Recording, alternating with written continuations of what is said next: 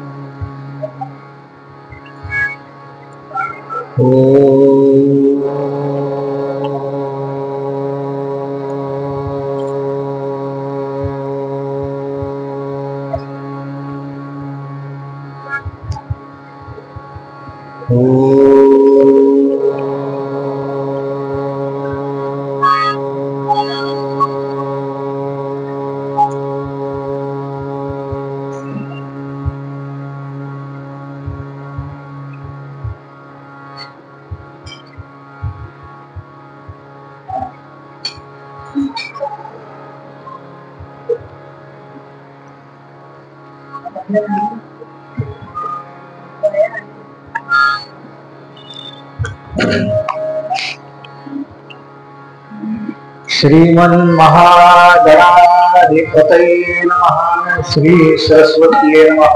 श्री गुरुभ्यो नमः. यदा लंबोदरं हन्ति सतां प्रत्युह संभवं तदा वन्दे दयालम्बं लंबोदरपदाम्बुजम्.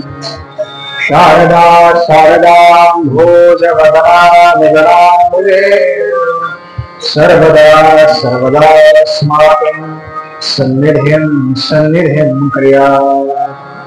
नमस्तस्मै भगवते नारदाय महात्मने कामक्रोधविहीनाय ऋषीणां प्रवराय च. गुरुर्ब्रह्मा गुरुर्विष्णु गुरुर्देवो महेश्वरः. गुरुः साक्षात् परब्रह्म तस्मै श्री गुरवे नमः. नमोस्तुते व्यास विशाल बुद्धे उल्लारविन्दायतपत्रनेत्र. येन त्वया भावयतैलपूर्णः प्रज्वालितो ज्ञानमयः प्रदीपः. जयांसा जनी जन्मनाथधारा जयाने सदा आसमानाथ केला. जयांच मुखे सर्वदा नाम कीर्ति. नमस्कार ब्रह्म चैतन्य मूर्ति. शुकासारिके पूर्ण वैराग्य जाते वसिष्ठा परिज्ञानेश्वरासे. कबीर वाल्मीकि सारी भाव मान्य ऐसा. नमस्कार माझा सद्गुरु रामदास. अलंकापुरी पुण्य भूमि पवित्र जिथे नांदतो ज्ञान राजा सुपात्र. जया आठविता पुण्य राशी. नमस्कार माझा सद्गुरु ज्ञानेश्वरांचा. समचरण सरोजं साम्र नीलांबुदा जगन्निहित पाणिं मंडलं मंडलानां. सर्व तुलसीमाला कंधं कंजनेत्रं. सदैवरासं विठ्ठलं चिन्तयामि. कैलासरावां शिवचन्द्रमौळी फणीन्द्रमाथा भृकुटीधरा. कारुण्य सिंधो भवदुःखहारी. तुझ वीण शंभो मज कोणतारी. मूकं करोति वाचालं पंगुं लंघयति गिरिं. यत्कृपातमहं वन्दे परमानन्दमाधवम्. वसुदेवसुतं देवं कंसचाणूरमर्दनं. देवकी परमानन्दं कृष्णं वन्दे जगद्गुरुं. कृष्णाय वासुदेवाय हरे परमात्मने प्रणतक्लेशनाशाय गोविन्दाय नमो नमः. शान्ताकारं भुजगशयनं पद्मनाभं सुरेशं विष्णुभं सदृशं मेघवर्णं शुभांगं लक्ष्मीकान्तं कमलनयनं योगिभिर्ध्यानगम्यं वन्दे विष्णुं भवभयहरं सर्वलोकैकनाथं। गोपाल कृष्ण भगवान की जय, गोपाल कृष्ण भगवान की जय, गोपाल कृष्ण भगवान की जय।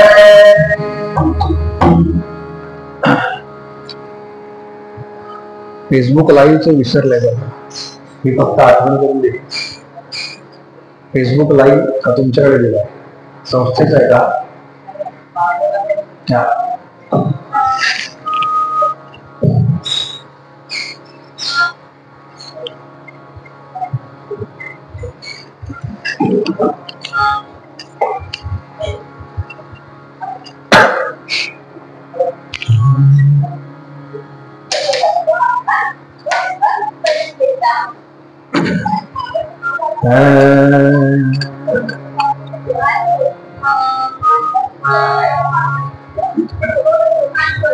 नरदेह प्राप्त झाल्यानंतर काय करावं? तर आपण बऱ्याच गोष्टी करतो बरं, पण त्यातलं जे सगळ्यात महत्वाचं साधन आहे ना, ते आपल्याला सांगितलं ना की आपल्याला लगेच वेगवेगळे पर्याय सुचतात बरं का, ते न करण्याचे. यातलं अत्यंत महत्वाचं साधन आहे ते म्हणजे ज्याच्याकरता आमच्या गोंदवलेकर महाराजांचा जन्म घडची गेला. बस कुणीही जावं महाराजांकडे, महाराजांसमोर उभं राहावं, सद्गुरूंसमोर असं उभं राहायचं. हल्ली हे असं फार बघायला मिळत नाही बरं का. प्रत्येकाला वाटतं मी काय आहे, हे मी ज्याला चिकटतं ना, कालचा विषय बरं का, काल काय सुरू केलं होतं हे मला माहिती आहे, आणि ते ऐकायला काही जण आले बरं का. काय सांगताय का, हे मी ज्याला चिकटतं ना याला म्हणतात नाळ, आणि मी ज्याला चिकटत नाही ना त्याला म्हणतात नाम. महाराज काय म्हणायचं, काही जण नकोच बाकी, एक नाम घे. मुलाला नोकरी लागत नाही हो महाराज, एक नाम घे. काय प्रमोशन मिळत नाही बरं का. महाराजांच्या चरित्रामध्ये फार वेगवेगळे प्रसंग आहेत बरं का. महाराज जाताना म्हणाले, मी इथे एवढं कस्तुरीचं दुकान टाकून बसलोय आणि येणारे सगळे जण जे आहेत ना ते म्हणाले हिंग आणि मिऱ्याचे गिऱ्हाईक आहे. काय बघा ना, ज्यांनी आयुष्य फक्त नामाकरता खर्च केलं त्यांना जाताना ही हळहळ वाटते बरं का, ही हळहळ वाटते. मग आपल्याला वाटतं ना की महाराजांनी मला आपलंसं म्हणावं, ज्ञानोबांनी तुकोबांनी मला आपलंसं म्हणावं, आमच्या सद्गुरूंनी मला आपलंसं म्हणावं. मग त्यांना काय प्रिय आहे ते आपण देण्याचा प्रयत्न करावा. त्यांना काय प्रिय आहे तर त्यांना भगवंतांचं नाम प्रिय आहे. असं गोड नाम मुखातनं घेऊया, छान टाळी वाजवा आणि भगवंताचं नाव स्मरण. हरि ओम नमो भगवते वासुदेवाय. हरि ओम नमो भगवते वासुदेवाय. हरि ओम नमो भगवते वासुदेवाय.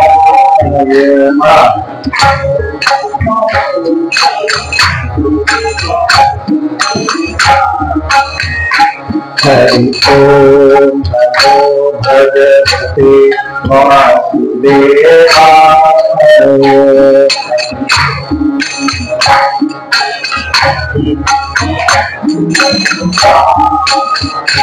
हरि ओम नमो भगवते वासुदेवाय।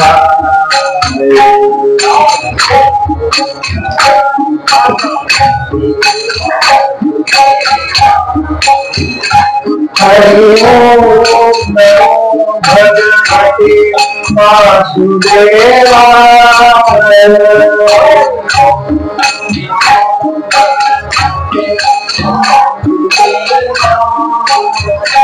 हरि ओम नमो भगवते वासुदेवाय।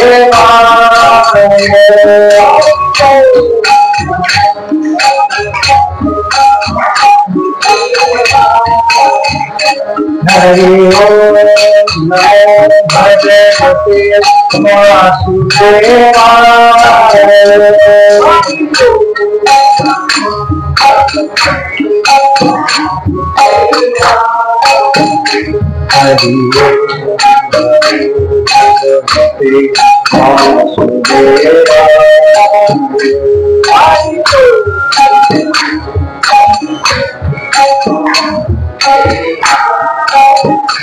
हरि ओम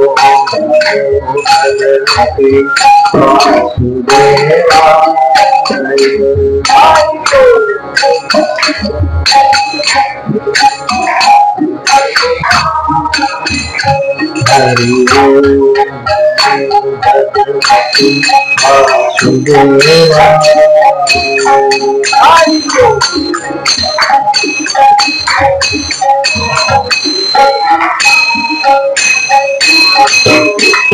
गोपाल कृष्ण भगवान की जय। गोपाल कृष्ण भगवान की जय। गोपाल कृष्ण भगवान की जय। हरे प्रियतां देवो भगवान जानकीपति श्रीरामचंद्र पूर्वेशाम् अस्माकं कुलदैवतं श्रोता भक्ता श्रीराम समर्थ। श्रीराम समर्थ। श्रीराम समर्थ। जय जय रघुवीर समर्थ। या दशम स्कंद आणि एकादश स्कंद या दोन स्कंदांवरती जे व्यास मंदिरामध्ये निरूपण सुरू आहे त्या निरूपणाकरता उपस्थित सर्व श्रोते साधक सज्जन तत्वचिंतक नामधारक कलाउपासक वैदिक याज्ञिक कीर्तनकार प्रवचनकार अशा उपस्थित सर्वांच्या हृदयस्थ परमात्म्याला वंदन करतो आणि आजच्या निरूपणाला सुरुवात करतो.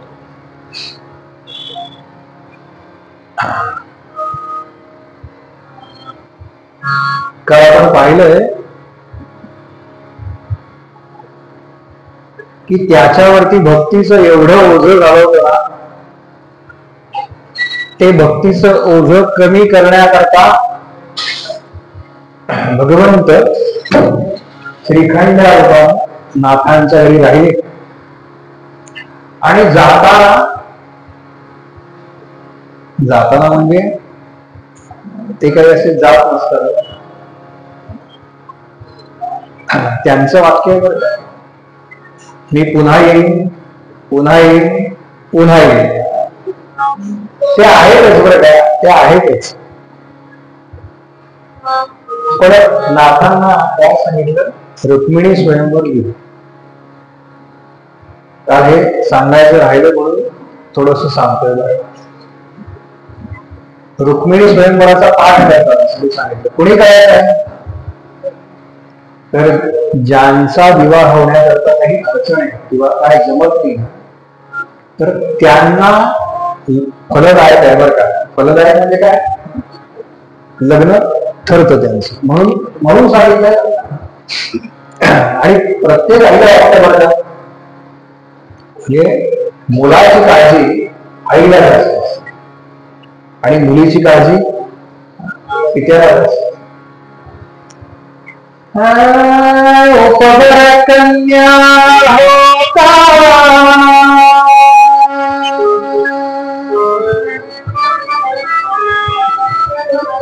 काय होत, उपवर कन्या होता,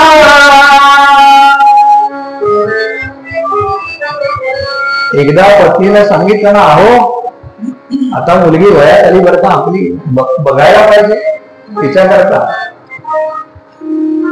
काय 20-22 वर्ष सांभाळले हो, असं मी पूर्वी म्हणत असेल. आता म्हणतो 40 वर्ष सांभाळलंय हो.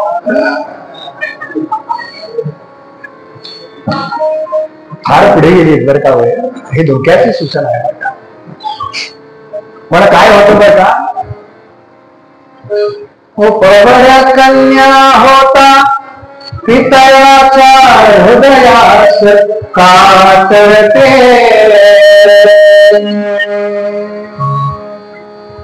काय शब्द वापरले तो, पितळाच्या हृदयास कातरते. दोन्ही अर्थाने बघा, आपण म्हणतो ना कातर होत आहे आणि कातरते का हो? किती लाडात वाढवलंय तिला, किती लाडात वाढवलंय. आणि आता ही कन्या एकदा बोहल्यावर चढल्यानंतर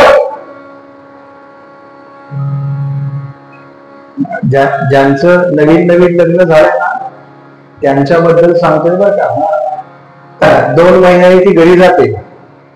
घरी म्हणजे माहेरी, तिच्या माहेरी जाते, लग्न झालेली नववधू. आणि बरं का आपल्या आईला काय सांगते, म्हणजे ज्या घरात ती काय 35-40 वर्ष राहिली आहे, 35-40 वर्षात तिने जे सगळं केलंय, ती मुलगी लग्नानंतर 2 महिन्यांनी परत येते आणि आईला सांगते, आई अगं आमच्या घरी नसतं का असं. बघा कालपर्यंत जी माझी कन्या होती ना, ती दुसऱ्या कोणाला तरी अशीच द्यायची बरं का. हीच तर रीत आहे समाजाची, हीच तर रीत आहे. त्याला काळजी हो. सासर सागर पार कशी जाय, हेच मनी कातरते. सासर नावाचा जो सागर आहे ना, तो पार करायला गेला व्यवस्थित जमेल ना, ही काळजी असते बरं का पित्याला, ही काळजी असते स्वाभाविक. पण ज्यांना विवाह होण्याकरता काही अडचणी आहेत, काही जमत नाही म्हणा काही कारणामुळे, त्यांना या रुक्मिणी स्वयंवराचा पाठ करावा सांगितलं. मी इथे आज आलो ना तेव्हा मला विचारलं बरं का, जन्म किती वाजता आहे. मी म्हणलं भगवंतांच्या जन्माची वेळ ठरली आहे 12:40. काही काळजी करू नका बरं का, एवढा वेळ काही थांबवणार. तर मग या सगळ्या वेळ लागतो ना. आणि काय आहे, त्यांचे कार्यक्रम असतात ना तेव्हा ते सगळं सादर संगीत करून घेतात. जोपर्यंत तयारी पूर्ण होत नाही तोपर्यंत ते म्हणतात चालू करायचं नाही. म्हणून मी विचारलं बरं का आमच्या दंडवती काकूंना, तुम्ही सांगाल तेव्हा आपण जन्म करू म्हणलं, काही काळजी करू नका. तुम्ही फक्त झालं की त्यांनी लगे आणून ठेवलं. पण लवकर नाही. याचं कारण दशमस्कंदामध्ये प्रगती करायला, तर त्याच्या आधी 9 स्कंद आहेत. ते कशा करताय, तर 9 स्कंद हे नवविधा भक्तीचं प्रतीक आहे. भागवतामध्ये श्लोक आहे, श्रवणम कीर्तनम विष्णू स्मरणम पादसेवनम वंदनम अर्चनम वंदनम दास्यम सख्यम आदिवेदनम. काय करा हे भागवतानं पक्क सांगितलंय, आपण नेमकं एवढंच करतो. भागवत म्हणाल बाकी काही नाही केलं तरी चालेल, एक गोष्ट करा, श्रवणम.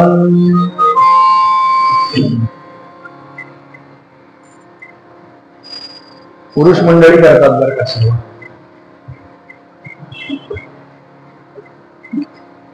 10 वर्ष लग्नाला झालेल्या पत्नीनं यजमानांना हाक मारली, अहो ऐकलं का?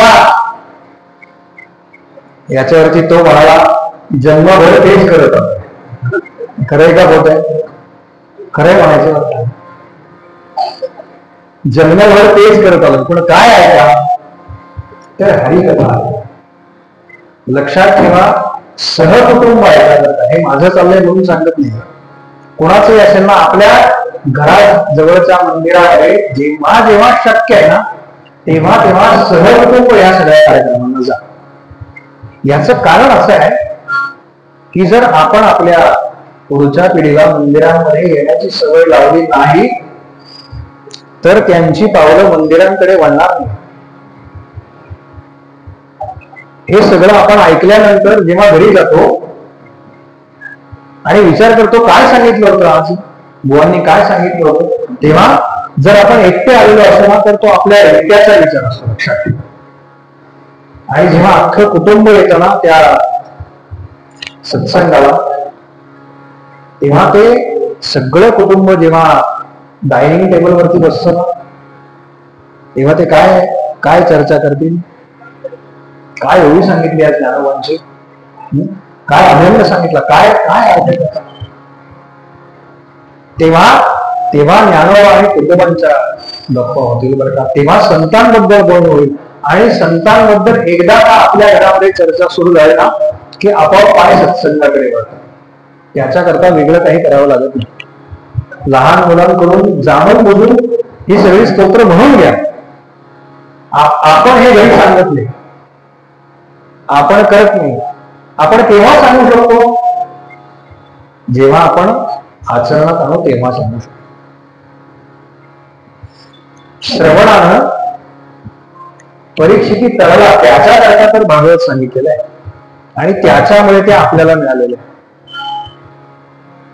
म्हणजे बाकी काहीही करू नका, फक्त श्रवण करा, त्यानं सुद्धा उद्धार आहे.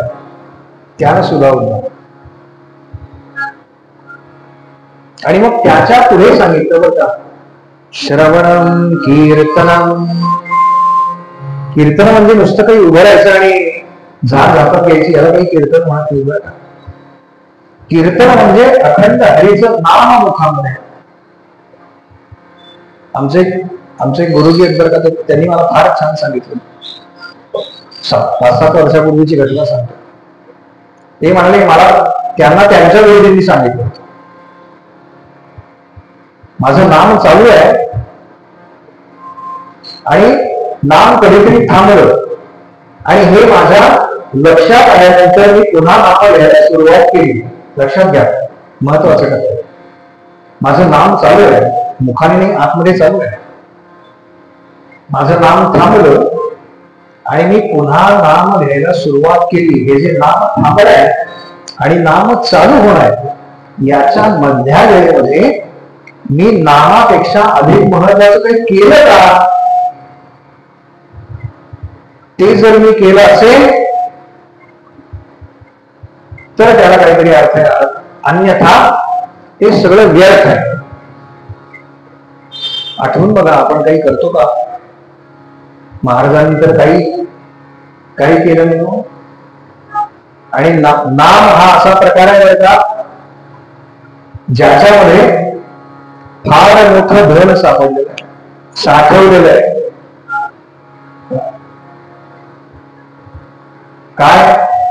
काय धन आहे सांगू का नामामध्ये?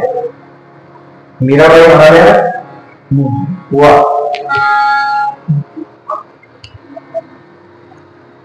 माईक आली, हा द्या, हा द्या.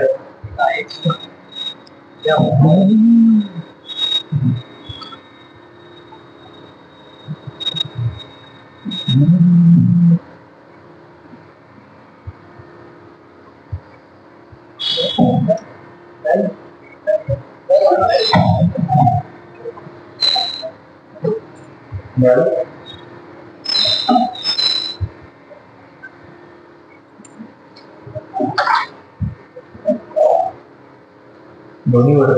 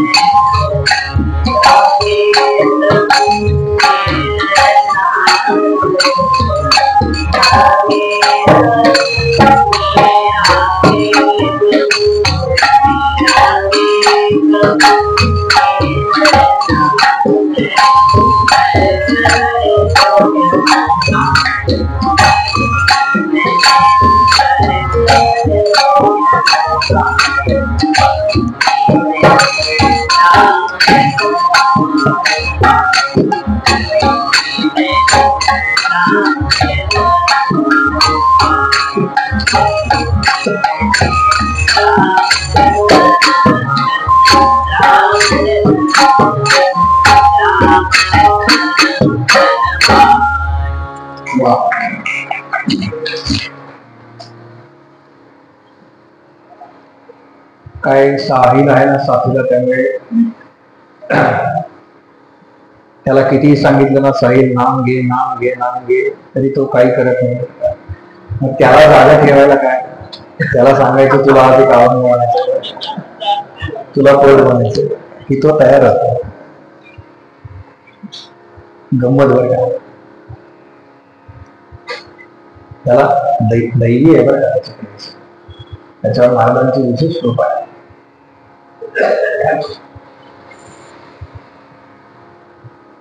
मीराबाईंनी किती भजन रचली हो. त्या काय कुठे गाण्याच्या क्लासला जात होते का?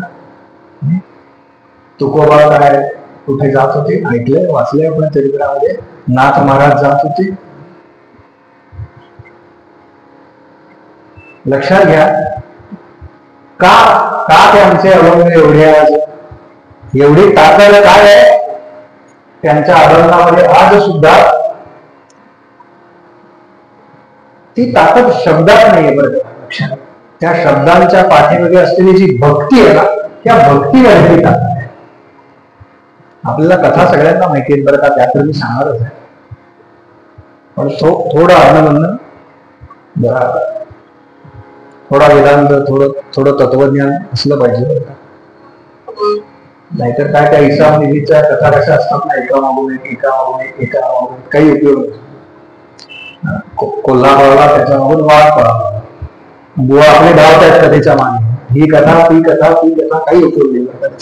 काय घ्यायचं आम्हाला कथा जन्मातून ते कळलं पाहिजे. आपण जगाच्या इतिहासातले कोणतेही संत काढून जगाच्या इतिहासात कदाचित संप्रदायामध्ये वेगळे असतील, त्यांची उपासना पद्धती वेगळी असेल, कुणी नाम घेत असेल, कुणी ध्यान मार्गातलं असेल, कुणी अजून काही, कुणी योग मार्गातलं असेल, आज सुद्धा ज्यांना आपण ऋषितुल्य मानतो असं नाव करून पडत, या सगळ्या संतांमध्ये एक सामायिक धारा उठलाय. तर यांनी श्रवण केलेलं आहे, अखंड श्रवण केलेलं आहे. सावरकर जेव्हा 2 जन्मदिपा झाला होत्या, त्या बघून त्या पूर्ण झाल्या नाहीत, आपल्या सगळ्यांना माहिती आहे सावरकरांचा एकूण विषय. पण त्या जन्मदिपा होऊन आल्यानंतर पुण्यामध्ये जेव्हा सावरकरांचा सत्कार झाला, तेव्हा सावरकरांना त्या एका काय मुलाखत झाली त्यांची, तेव्हा पत्रकारांनी विचारलं, तुम्ही हे एवढं सहन कसं केलं? सगळं तिथल्या शिक्षा ऐकल्यानंतर तुम्ही हे सगळं सहन कसं केलं?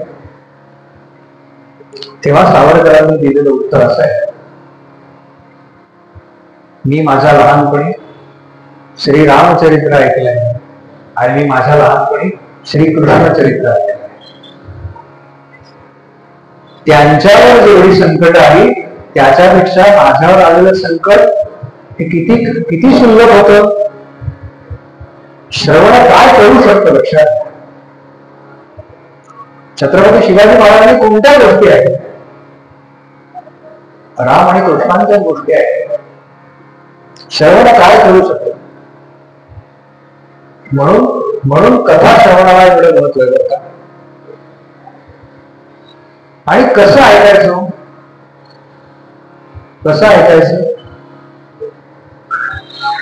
माझे नाही बरं का, माऊलींचे शब्द आहे. तरी अवधान ऐकले दिजे, 9वा अध्याय सांगायला सुरुवात केला ना, तोच अध्याय समोर आहे बरं का. आज सुद्धा माऊलींच्या आपल्याला माहिती आहे, तो अध्याय समोर ठेवलाय गुरु माऊलींनी आणि मग समाधी घेतली. सामोरी ठेवला 9वा अध्याय, सगळं वेगळं राहिलंय का त्यावेळेला. माऊली म्हणतात कसं ऐका, तरी अवधान ऐकले दिजे, मग सर्व सुखाची पात्र होईचे, हे प्रतिज्ञोत्तर माझे ऐका. हे मी प्रतिज्ञेने सांगतोय, फक्त ऐका,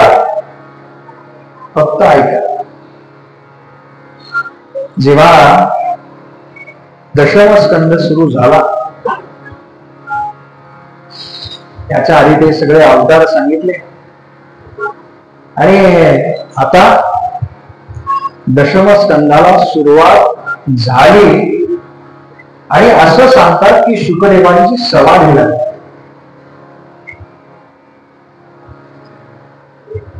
बस डोळे बंद केले आणि काही समाधी आली. म्हणजे आपली जशी कीर्तनात लागते ना किंवा प्रवचनात लागते तशी नाही करता. काय होतं, बऱ्याचदा आपल्याला असं वाटतं की मी किती लक्ष देऊ ऐकलं. मग लक्ष देण्याकरता काय करतो आपण, म्हणतो याचं किती बारीक लक्ष आहे. मग ते बारीक लक्ष ठेवण्याकरता आपण डोळे हळूहळू बारीक करतो. आपल्या लक्षात येत नाही पण डोळ्यांचं लक्ष देतो. तसं नाही ऐकायचं. काय गमत, जो जागत है वो पावत है. बस परमार्थामध्ये जो अखंड सावधान आहे, म्हणजे जो सावधान आहे त्याला ते दर्शन आहे बरं का. कथेमध्ये दर्शन घडतं बरं का, याच्यावरती विश्वास ठेवा. हे मी सांगत नाही बरं का, म्हणजे व्यक्ती म्हणून माझ्यावर विश्वास ठेवूच नका. कथेमध्ये कीर्तनामध्ये दर्शन घडतं, अश्रुपात व्हायलाच पाहिजे. आपण एवढं भगवंतांचं भजन करतो, राधा कृष्ण राधा कृष्ण राधा कृष्ण. भागवतामध्ये एकदाही राधेचा उल्लेख नाही. भगवंतांचं ते दुसरं रूप आहे त्यांचा सद्गुरू आहे असा उल्लेख आहे. सद्गुरूंच्या नावाचा उल्लेख करत नाही तसा प्रकार आहे. बरेच जण कुठले तुम्ही म्हणजे कुठल्या परंपरेतले नाव नाही सांगायचं बरं का चटकन. आम्ही ते गडावरचे, आम्ही महाराजांचे नाव नाही घेत बरं का, सद्गुरूंचं नाव नाही. कारण सद्गुरूंचं नाव मुखामध्ये आलं ना की बाणी बंद होते बरं का. वैकुंठ वेगळं काही नाही बरं का. जिथे वाणी कुंठित होते ना त्याला वैकुंठ म्हटलेलं आहे.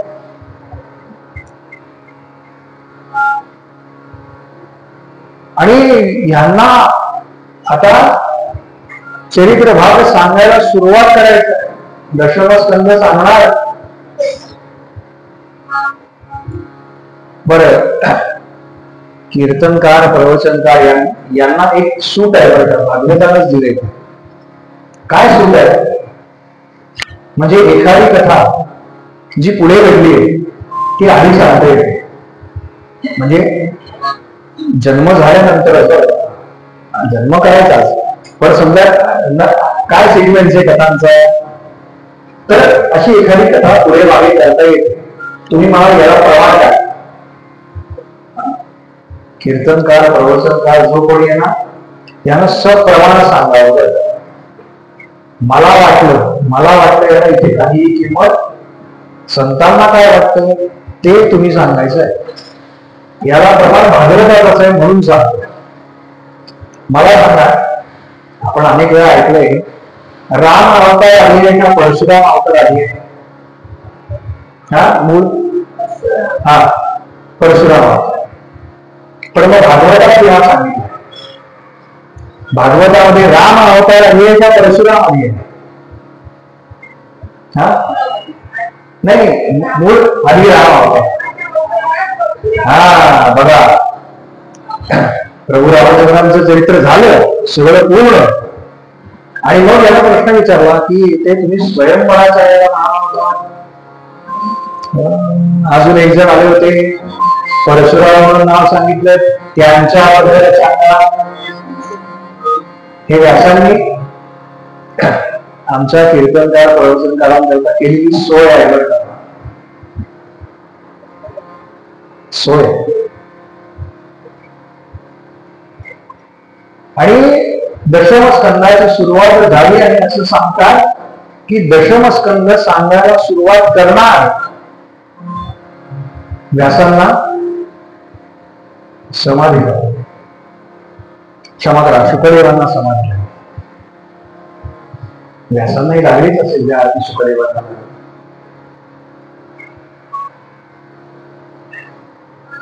आणि समाधी अवस्था काय आहे माहिती का? फार फार सूक्ष्म फरक आहे बरं का. ध्यानावस्था समाधी अवस्था फार सूक्ष्म फरक आहे. गोपी ज्या आहेत ना व्रजातल्या, त्या अखंड समाधी अवस्थेतच आहेत बरं का. कारण त्यांचं ध्यान अखंड कृष्ण कृष्ण कृष्ण, बस. बाकी काही नाही, बाकी काहीही नाही. हे कधी होतं? जेव्हा आपण परमार्थाकडे जायला लागतो ना तेव्हा. आणि कृष्ण कृष्ण कृष्ण हे आपलं होत नाही. याचं कारण काय? तर आमची धाव प्रपंचाकडे असते म्हणून. इतकं सोपं आहे. कितीही आणि जमा केलं ना तरी ते कमीच पडणार, कमीच पडणार. याचं कारण तो जो परलोक मार्गाचा प्रवास सांगितलाय त्याला काय कामाला येतं हे आम्ही जोडतच नाही. एक सुभाषित आहे, कोणत्या गोष्टी कुठपर्यंत कामाला येतात. नारद मंदिरात अनेकांनी अनेक वेळा ऐकलंय बरं का. धनानी भूमौ पशवश्च गोष्टे भार्या गृहद्वारे जनस्वचान. आणि ज्याला आधी इथे येण्यापूर्वी मी आरशात बघून निघतो ना, तो देह कसा दिसतोय मी कोणीतरी काल सांगितलं असतं बरं का. बुवा फार छान दिसतोय, मला बरं वाटतं, माझ्याबरोबर चालू मला फार बरं वाटतं. हे जे बरं वाटतंय ना तेव्हा आपला अहंकार नावाचा मित्र सुखावला जातो. देहश्चिताया परलोक मार्गे काय येतं? कर्मानुभव गच्छति जीव एका, बस. आहे का असं आजपर्यंत कोणी? त्याचं तिकीट आहे का पण मी जातो म्हणणार आहे? नाही हो, शक्यच नाही ना. कारण आपलं सगळ्यात जास्त प्रेरणा आपल्या स्वतःची असते. लक्षात ठेवा, स्वतःवर. भीष्म शरपंजरी पडलेत बरं का. कोणीतरी म्हणलं का भगवंता झाले मी 4-5 दिवस आता दाबा बटन नाही ना, हिंमत नाही एवढं का. लक्षात घ्या, जोपर्यंत आतमध्ये तो नारायण बसलेला आहे तुमच्या हृदयस्थ सिंहासनावरती, जोपर्यंत रामचंद्र आरूढ आहे तोपर्यंत हिंमत नाही कोणाची उचलायची. आणि एकदा का ते चैतन्य निघून गेलं लगेच फोन फिरवत. कळलं का? 12 वाजेपर्यंत रात्री आले होते, अचानक काय झालं? कितीही प्रिय असला ना तरी दुसऱ्या क्षणाला त्याचं संबोधन बदलतं बरं का. तो कोणाचा मुलगा असतो, कोणाचा पती, कोणाचा पुत्र, दुसऱ्या क्षणाला म्हणतात नातेवाईक. बॉडी कधी हलवायची? का? कारण ते चैतन्य नाही आहे म्हणून. आणि ही भीती म्हणजे हीच भीती त्या परीक्षिताच्या मनात, राजा परीक्षितीच्या मनामध्ये हेच आहे की काय केलं असता माझं मरणाचं भय जाईल, मला मोक्ष मिळेल. मोक्ष म्हणजे बाकी वेगळीकडे नाही बरं का, इथेच आहे. बाकी वेगळं पाहिलंय कोणी? पण पुन्हा जन्म आहे बरं का आपल्याला. पण तो कशा करताय? तर भगवत सेवे करताय. तुका म्हणे गर्भवासी सुखे घालावे आमचं. कशा करतात? तर या जन्मात जेवढा अभ्यास झालाय ना त्याच्यापेक्षा अधिक अभ्यास पुढच्या जन्मात व्हावा आणि पुन्हा इथे कथा कीर्तन प्रवचन करता यावं ह्याच्या करता पुन्हा गणपती. बरं तो भारतातच दे आणि त्यातल्या त्यात अजून मागून घेऊ का पुण्यातच दे. जय जय रघुवीर समर्थ. पुढे हे तशा अर्थानं विद्येच्या बाहेर गेलं. ते किती दुसरी भाषा तिसरी भाषा आवडावडा केला तरी काही पुणेकरांना फरक पडत नाही. ते ती नोटीस वाचली का मोर्चाची मला आली आहे म्हणून मी ती वाचली आणि त्याच्यावर एका पुणेकरांना लिहिलंय बरं का. त्याच्यात नोटीसीची वेळ लिहिली आहे दुपारी 3:30. एका पुणेकरानं त्याच्यावरच आक्षेप घेतला मला 1 ते 4 काही नाही.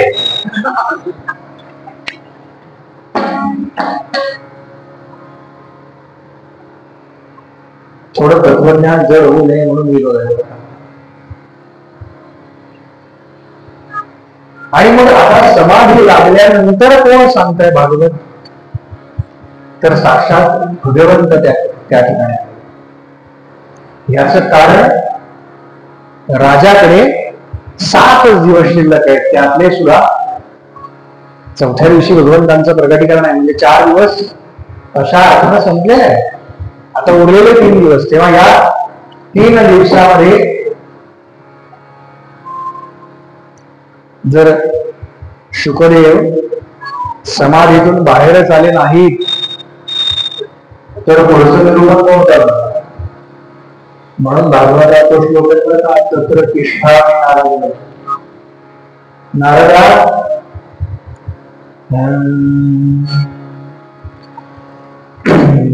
नारदानी उभाचे थे नारदानी उभाचे थे.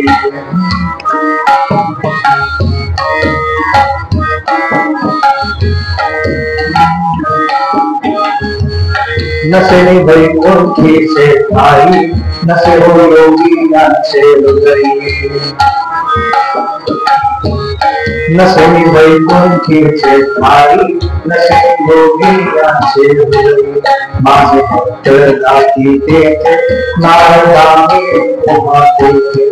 माझे भक्त दाती तेथे नारदानी उभाचे थे. ब्रह्मातील काशी नातुले कोणी कीर्तन सापडे. ब्रह्मातील काशी नातुले कोणी कीर्तन सापडे. समर्थांचा आवडला रामदास म्हणे साचे भाग्य आहे भगवंताचे. रामदास म्हणे साचे भाग्य आहे भगवंताचे. भाग्य आहे भगवंताचे. भाग्य आहे भगवंताचे. गोपाळ भगवान की जय. गोपाळ भगवान की जय. गोपाळ भगवान की जय. आणि आता साक्षात भगवंत सांगताय कथा आणि परीक्षित एक चित्त.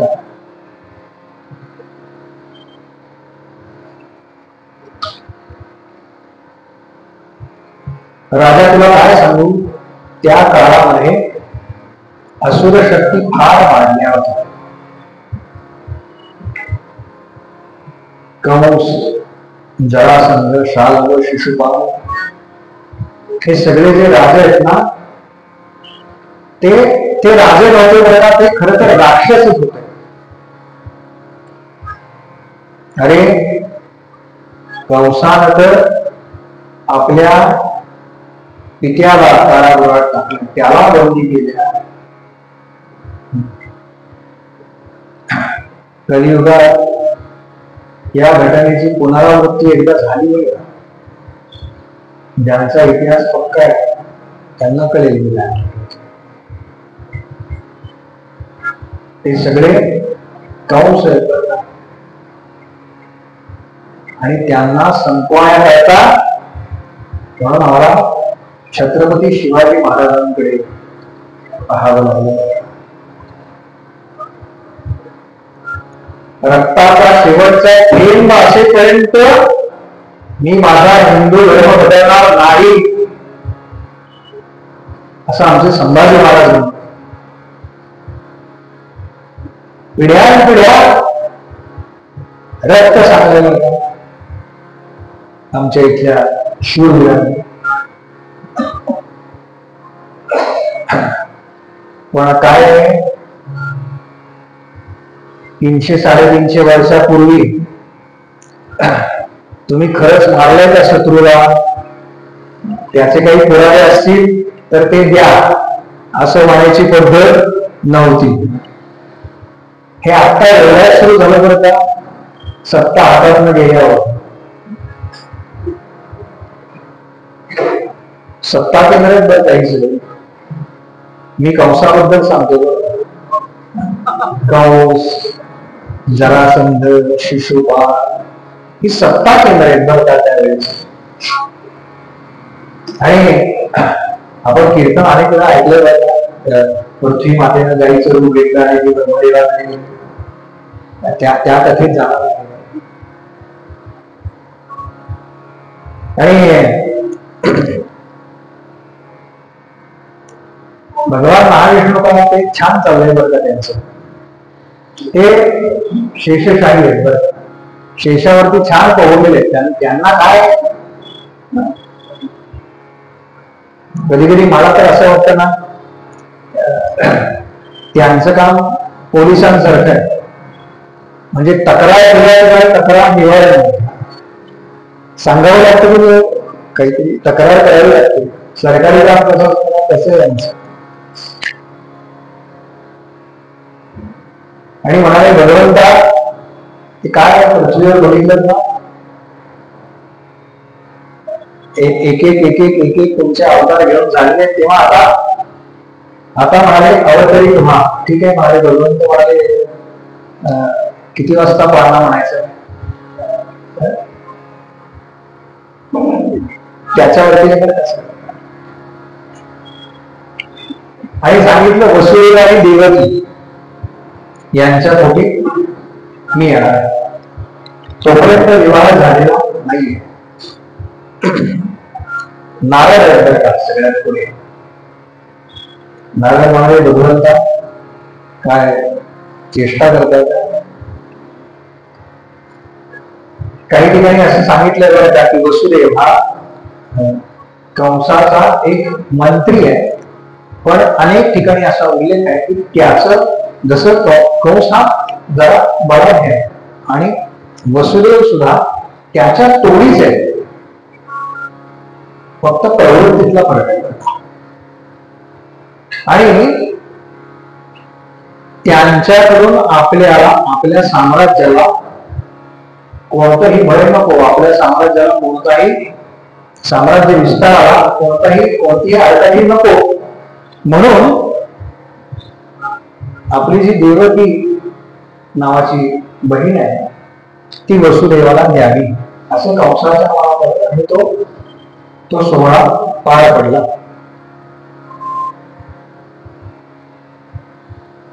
आणि कंस आता माहिती ना आपल्याला त्या सुवर्ण रथ आहे त्याचा, सोन्याचा रथ. त्या सोन्याच्या रथामध्ये मला सगळ्या गावात मिळवून कळून त्यांनी पत्रिका पण छापली होती बरं का. सांगू का काय छापली होती? पुढच्या भागवताला ती पत्रिका वाचून लागतील, काही काळजी करू नका.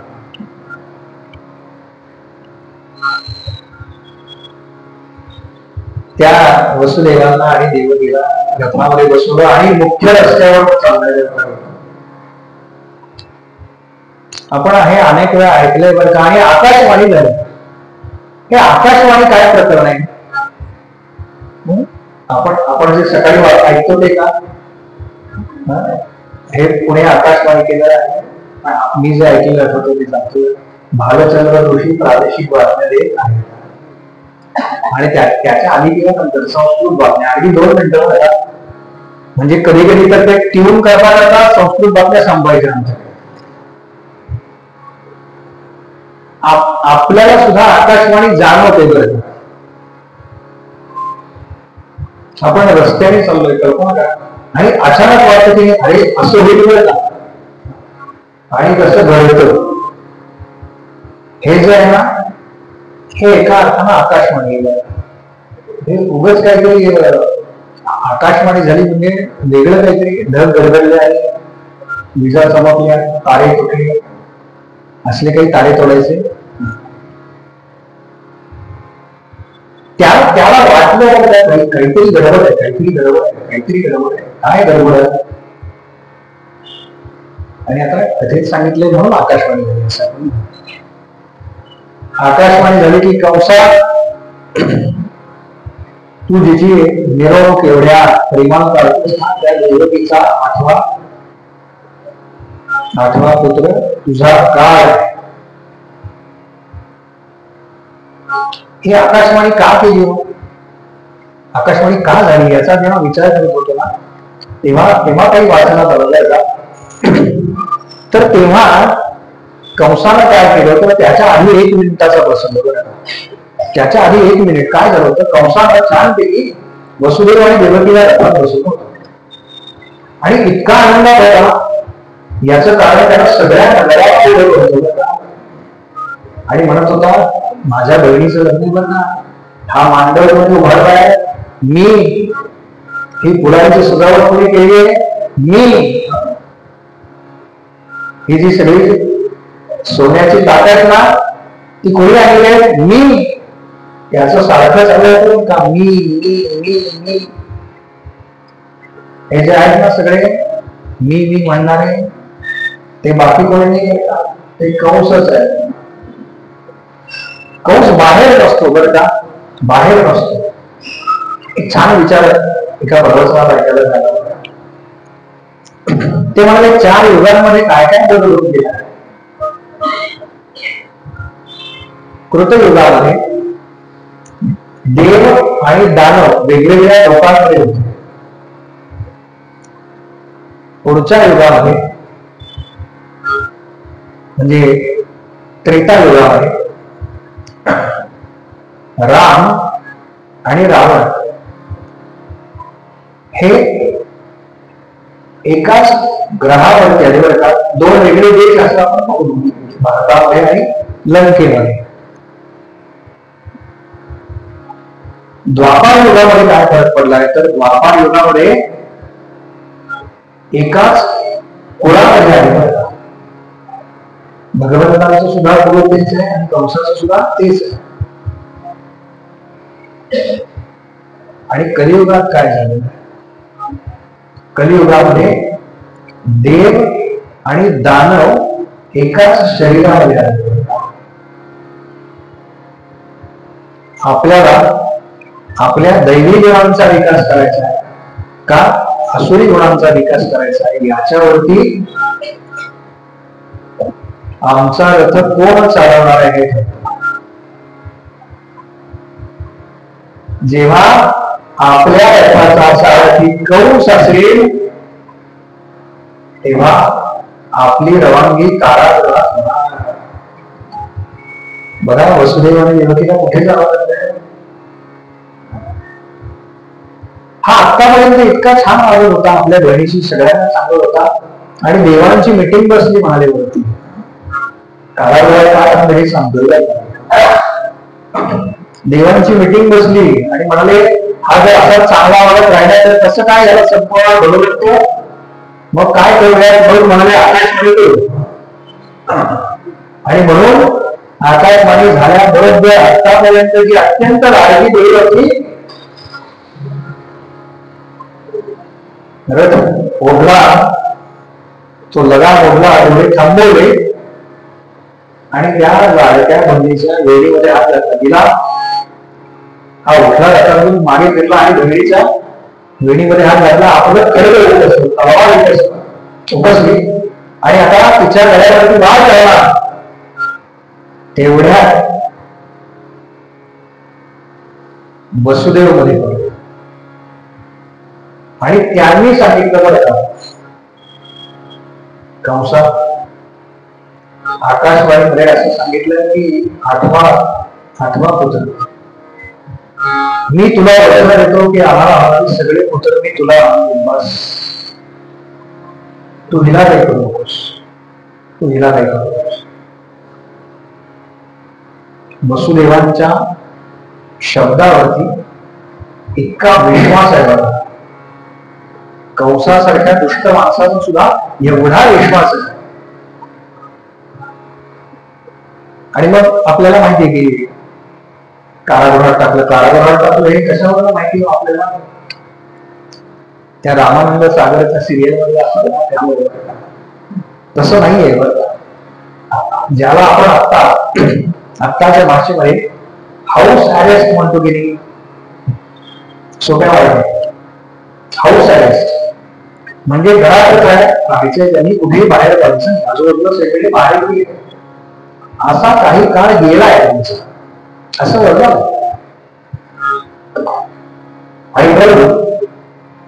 काय पहिला पुत्र झाला तो कंसाकडे आणला. कंसाने बघितलं त्याच्यात काही झालं तरी तो मामा आहे ना, मामाने फार चांगलं बघायला लागतं सगळ्या मामा लोकांना. म्हणून बहुतेक पोलिसांना मामा म्हणत असेल.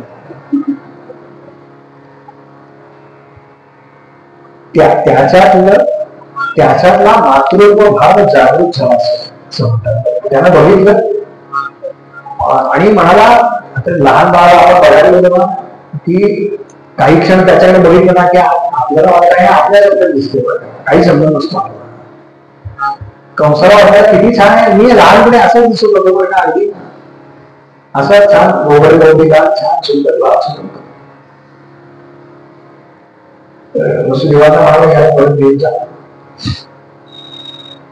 वसुदेवाने फार बरं वाटलं, मला देवकीने फार बरं वाटलं. देवकी म्हणाली मला जेवढं वाटत होतं ना तेवढं काही वाईट नाही माझं.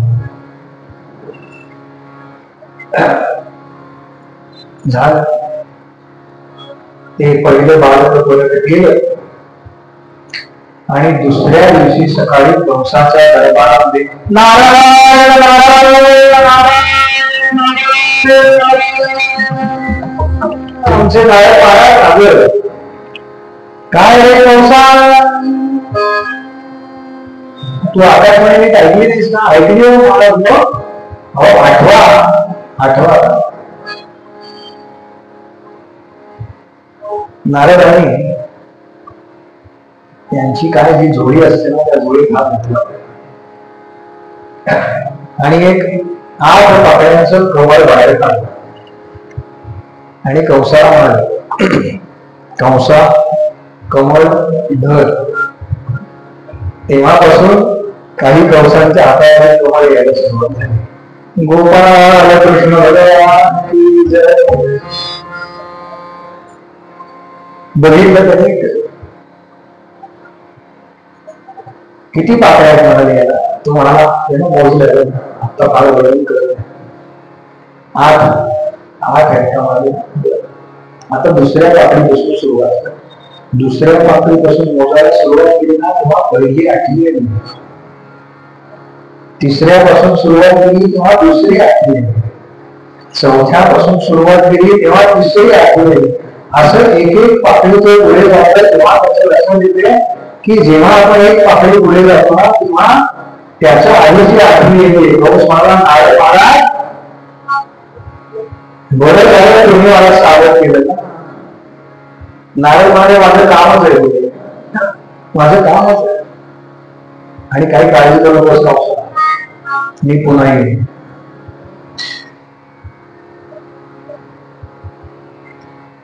झर झर झर झर झर झर गेला. ते बाळ फिरवलं आणि एका दगडावरती आपण ते गजब पडा. दुसरं, तिसरं, चौथं, 5वं, 6वं 6 झाले होता. आणि आता भगवंत माझ्या अवताराची वेळ झाली. शेषांना सांगतात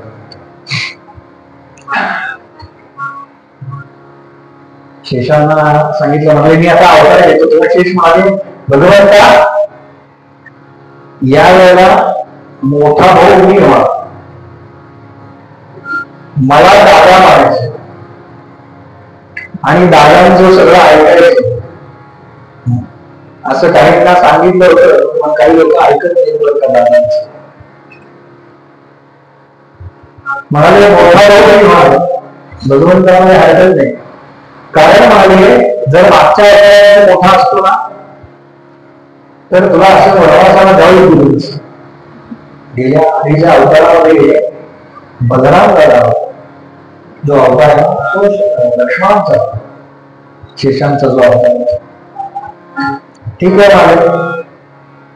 म्हणून 7व्या वेळा जो गर्भ राहिला भगवंतांच्या मायेनं त्या गर्भाचं संकर्षण केलं आणि तो रोहिणीच्या उदरामध्ये स्थापित केला. तो कसा केला माहितीये का? तो कसा स्थापित केला हे सगळं आपण उद्या बघूया. ते काळजी सविस्तर सांगणार आहे ती प्रक्रिया. आणि 7वा गर्भ मिळून पडला अशी सगळीकडे बातमी पसरली आणि आता तोच अधिक घाबरला, कारण हे 8वी वेळ आहे बघा. 8वी वेळ.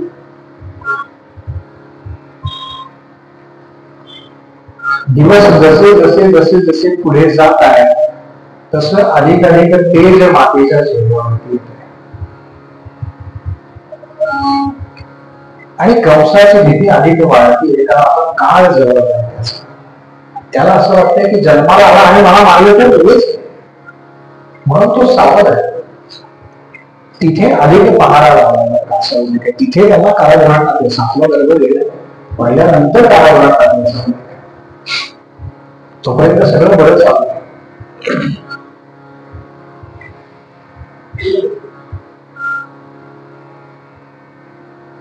4 महिने गेले, 5 गेले, 6 गेले, 7 गेले आणि 8वा महिना लागला. भगवंत म्हणाले अजून 1 महिन्याची वाट कशाला बघायची, अलीकडेच अवतरित होऊ मला. भगवंतांच्या ज्या सगळ्या लीला आहेत ना, त्या सगळ्या लीलांच्या मागे पाठीमागे काहीतरी कारण आहे मला. 8वा महिना जेव्हा लागतो ना तेव्हा 8व्या महिन्यात जर बालकाचा जन्म झाला तर तो अल्पायुषी ठरतो असं आजही आपल्याकडे मानलं जातं, किंवा त्याच्यामध्ये काहीतरी कमतरता असते, कारण त्याची पूर्ण वाढ झाली नसते. नर्वस सिस्टीम ज्याला म्हणतात ना, त्यातला काही जो भाग आहे तो त्या कालावधीत डेव्हलप होतो. म्हणून पूर्ण 2 मास विशेष काळजी घेण्यासाठी हे आपल्या कर्तव्याला भगवंतान करणार. भगवंत माझे 8व्यातच येईल. बरं, आत्ता जो श्रावण महिना आहे म्हणजे श्रावण महिना तो स्वयंपाक ऋतू तो नाही. परवा मी ओक म्हणून आहे बरं का, युट्यूबवर आपल्याकडे त्यांचं फेकर होतं बरं का, मला आता पहिलं नाव आठवत नाही. तर त्याने असं सांगितलं की हे ऋतुचक्र जे आहे ना तर ते बदलत आहे म्हणजे दर काहीशे वर्षांनी तो कालखंड बदलत चालला आहे. मग त्या वेळेला उन्हाळा असा उल्लेख आहे सांगितलं. भगवंतांच्या जन्माच्या वेळेला उन्हाळा म्हणजे आता आपण जे मला ऐकतो ना की छान श्रावणातले ढग आले वगैरे, तसं त्यावेळेला नाहीये. पण अचानक मेघ दाटून आले आणि त्या कारागृहामध्ये अष्टमीची रात्र. एकाला विचारलं भगवंतांनी अवतार सुद्धा 8वा घेतला, महिना सुद्धा 8वा, तिथी सुद्धा 8वी, अष्टमी 8वी ना, सारखं का म्हणाले 8वा 8वा 8वा 8वा. भगवंत म्हणाले माझा हा अवतार 8वा, मला फक्त तुम्ही 8वा आणि हृदयामध्ये 7वा, बाकी काही करू नका, बाकी सगळं मी बघतो. त्याच्याकरता हा अवतार 8वा. आणि त्या रात्री 8 वर्षाचे तुम्ही नंतर बघा प्रत्यक्ष भगवान महाविष्णू समोर उभे करतात. शंख चक्र गदा गोपाल कृष्ण भगवान की जय. समोर उभे राहिले दर्शन दिले आणि वासुदेवांना सांगितलं बरं का की मला पलीकडच्या बाजूला नंदाच्या वाड्यामध्ये नेऊन पोहोचवा. नंद म्हणतात काय घाई आहे भगवंता एवढी? भगवंत म्हणाले 7:30 वाजून गेलेले, त्याच्यामुळे पलीकडे पटकन पोहोचला.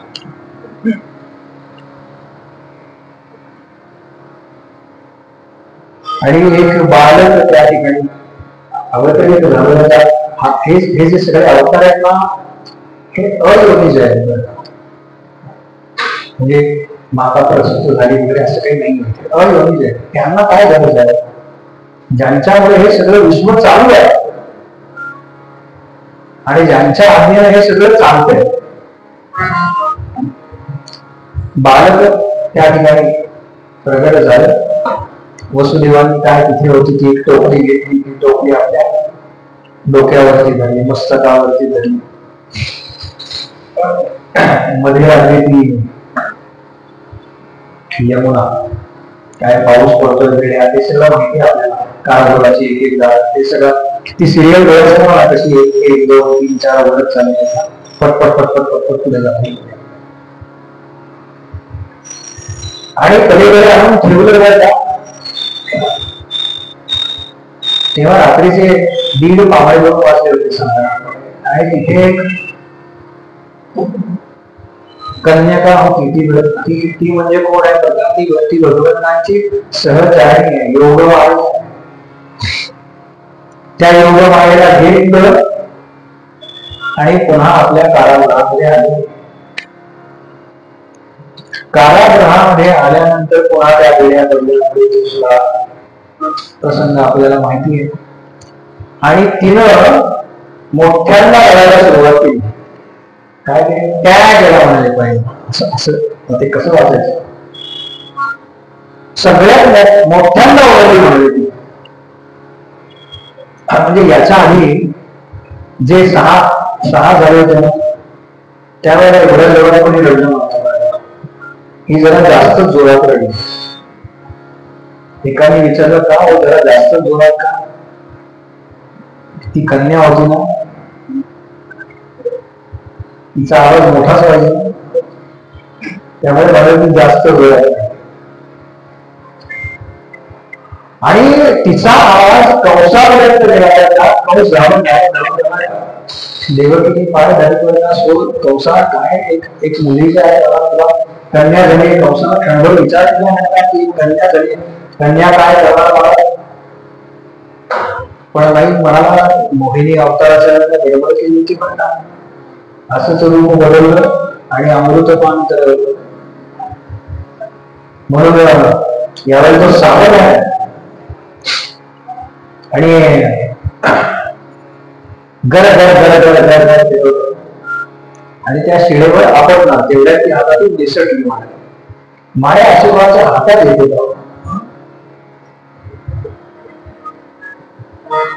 1400 वर्ष आमची चांगले ह्याच मायेमध्ये अडकले.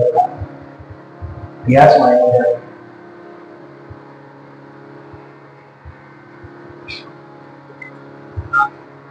आणि आता नंदांकडे काय चाललंय हे पाहू.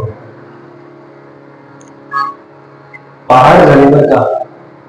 नुकतंच ज्याला झुंजू मुंजू होतं असं ते म्हणतात ना, ती वेळ आहे.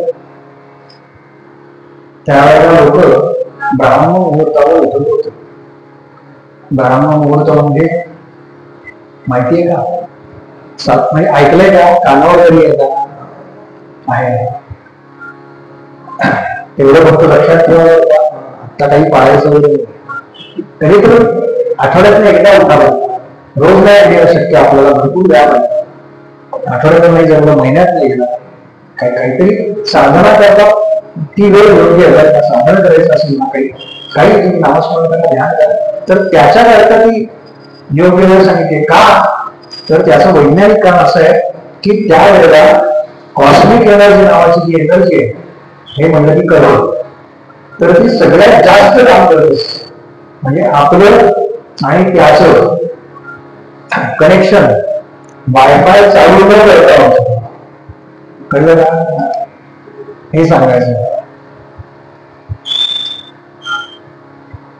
तिकडे यशोदेला कल्पना नाही बरं का.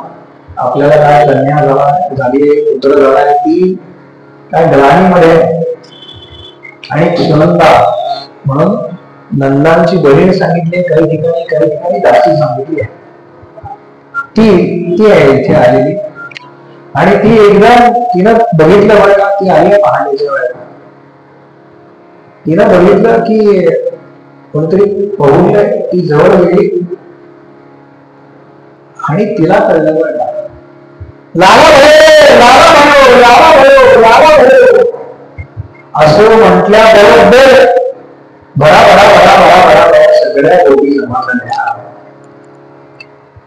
आणि या गोपींनी काय केलं, गोपी म्हणाल्या तोपर्यंत यशोदा उठून बसली बरं का, यशोदे आपण एक काम करू, त्याला आधी पाळण्यात वगैरे ठेवून पाळणा वगैरे म्हणून, आणि मग म्हणाले, यशोदेनं विचारलं मग न्हाणी वगैरे, गोपी म्हणाल्या न्हाणी वगैरे उद्या आज पाळणा लावला तर पहिल्यांदा भगवंताला इथे पाळण्यामध्ये ठेवलं. ज्यांना मला पाळणा म्हणायचं तुला फेर करायचं, थोडं मागे घ्या, म्हणजे सगळं करता काही. लक्षात ठेवा, भगवंतांचं नाव मोठ्या आवाजात घेऊ शकतो अशी एकमेव जागा म्हणजे मंदिर. घरी जर तुम्ही मोठ्यानं नाम घ्यायला तर घरात आपल्याकडे बघतात भरायला हा, तेव्हा काही काळजी करू घ्या. या सगळ्या मातृवर्ग या सगळ्या पुढे या.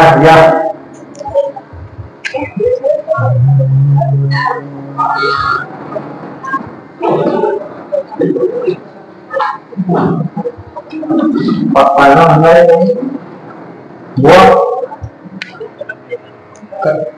पाळणा या की तुम्ही सुरुवात करा. बरोबर, त्यांनाच बरोबर. पंखा बंद करा. या इकडे माईक द्या.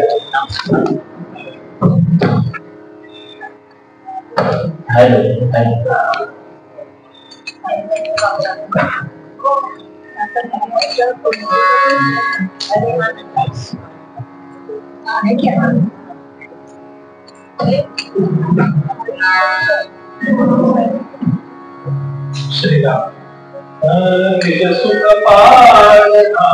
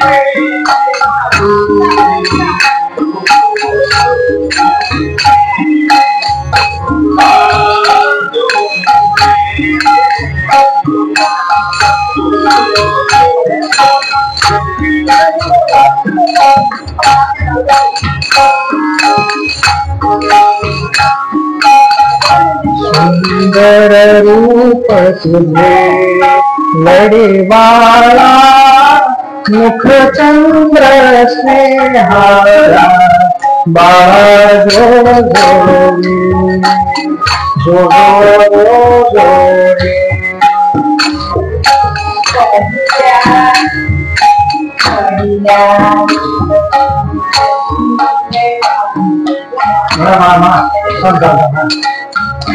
काका थांबा.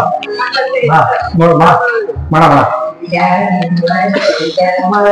बाळ रूप सोन्यात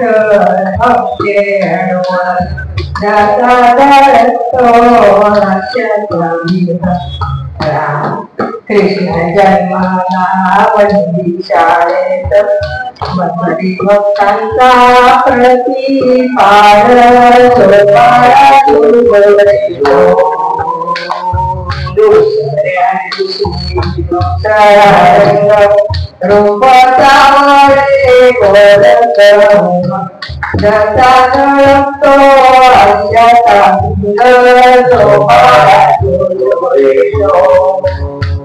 तिसऱ्या दिवशी आनंद मोठा सीता सावित्री बाळ्या नव्हता काही खोबरे साखर वाटा जो बाळा चौथ्या दिवशी वार जशाहून फल्या सोन्याच्या तारा राधा कृष्णाला घातले बाळा जो बाळा पाचव्या दिवशी तारा यशोदा बाईचा जीव बोली सोडा भेटीला कोणा गाई वाचले सोडा गोमाळा साव्या दिवशी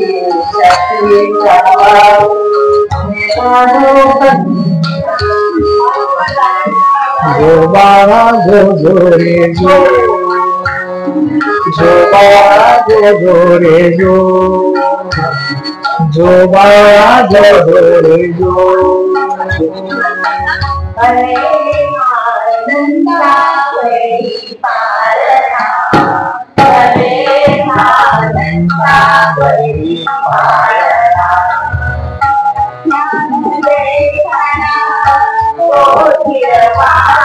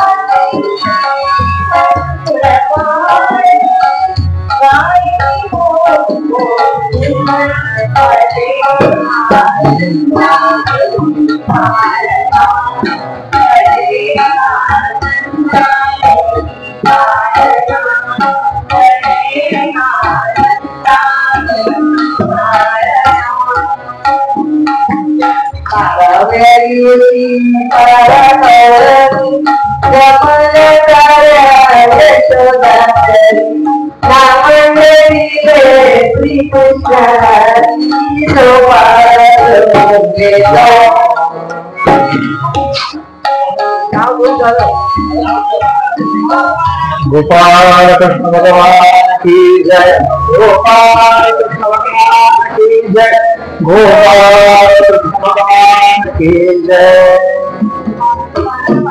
12व्या दिवशी ते करायचं असतं म्हणून त्याला बाळाचं असं म्हणतात. तुम्ही म्हणाल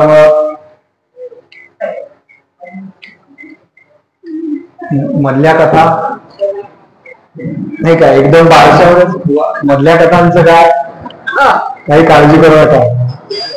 उद्या आहे ना आपल्याकडे आरती करू आणि थांबूयात. आरती नंतर प्रसाद आहे. प्रसादाची व्यवस्था रोज केलेली आहे. काल मला कोणीतरी विचारलं की मला प्रसाद आणायचा आहे, तर ज्यांना कोणाला प्रसाद आणायचा असेल तर त्यांनी जयश्री त्यांना किंवा आमच्या दंडवती काकूंना भेटा, मग ते योग्य नियोजन करतील. म्हणजे कोणाला कधी एका दिवशी 2-2, 3-3 होणे याच्याकरता फक्त ते आहे. कधीही आणला तरी चालेल. ती काय अडचण नाही. आरती करू आणि थांबूया. भगवंतांना तिनं पाहिलं बर का सुनंदानं, आणि ती ओरडली लाला भयो रे लाला भयो, आणि सगळ्या गोष्टी धावत धावत धावत धावत धावत आल्या. आणि एका गोपीनं त्याच्याकडे बघितलं आणि ती गोपी म्हणली अगं यशोदे. यशोदा म्हणली काय ग, खरं सांगू का तुला, सांगू तुला खरं. ती म्हणाली अगं सांग ना. ती म्हणाली आत्ता नाही ग, उद्या संध्याकाळी 6 वाजता सांगते. उद्या संध्याकाळी 6 वाजता सांगते तुला. तेव्हा ती गोपी यशोदेला काय म्हणाली हे श्रवण करण्याकरता उद्या बरोबर संध्याकाळी 6 वाजता. गोपाल कृष्ण भगवान की जय. गोपाल कृष्ण भगवान की जय. गोपाल कृष्ण भगवान की जय.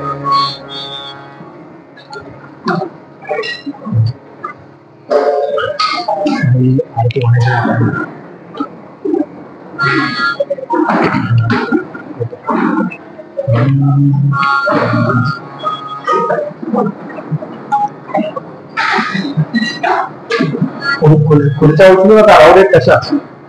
खुर्च्या उचलायच्या नाहीये, राहू देत तसंच सगळं.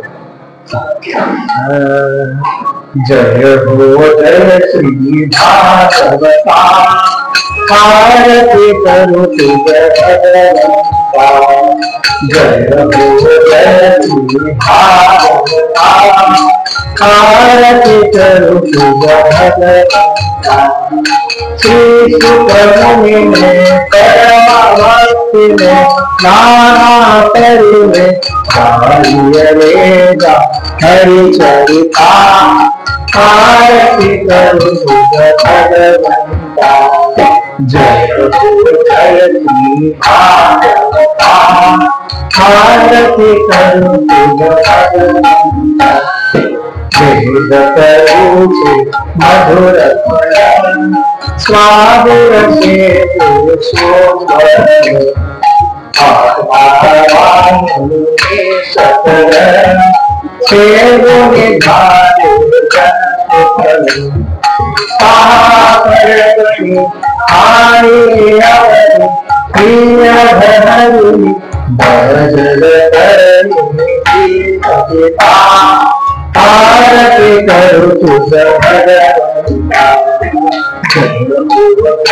भगवंता. भागवता. आरती करू तुझ भगवंता. व्यासा वाणी सार्थक है गुणता बोली. पुराणे मुक्तमणि परमा प्रेमामृत सहज सेविका भाविक भक्ता उदार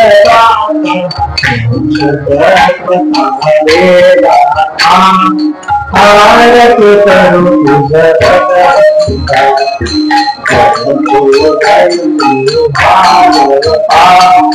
आरती करू तुझ भगवंता.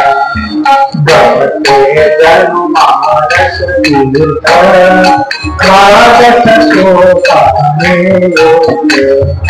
निर्मल तुझे कवित निहरे सच संत विगतुरे देव मेरा पले रस गीता. आरती करू तुझ भगवंता. जय हो जय श्री भागवता. आरती करू तुझ भगवंता. अपार महिमा ग्रंथाचा बदले राम पुराचा.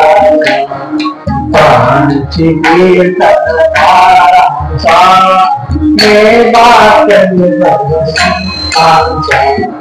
धर्मबोधाचा स्वयं प्रभेचा द्वादश कळचा कळीचा आरती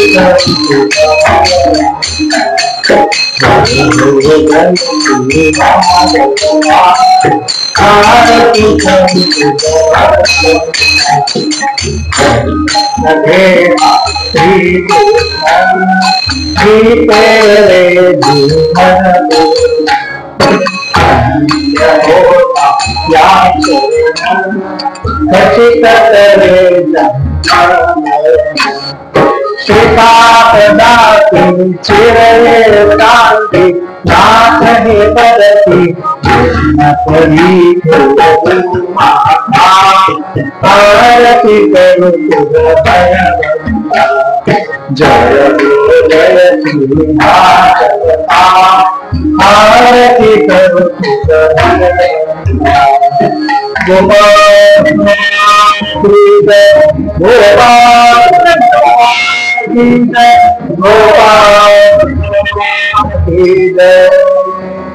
उपासनेला भावी भूदे वसंता सुसरालमानी सत्कर्मयोगे भावी सर्वामुखी मंगल बोलवाले जय